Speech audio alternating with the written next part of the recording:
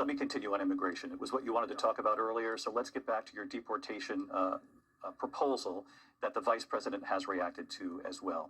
President Trump, you call this the largest domestic deportation operation in the history of our country. You say you would use the National Guard. You say if things get out of control, you'd have no problem using the U.S. military. Police, yes. You also said you would use local police.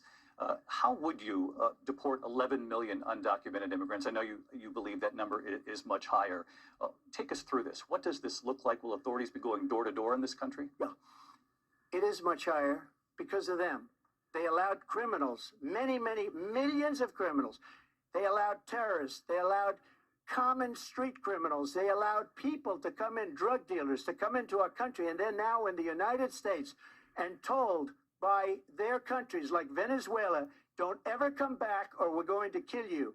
Do you know that crime in Venezuela and crime in countries all over the world is way down? You know why? Because they've taken their criminals off the street and they've given them to her to put into our country.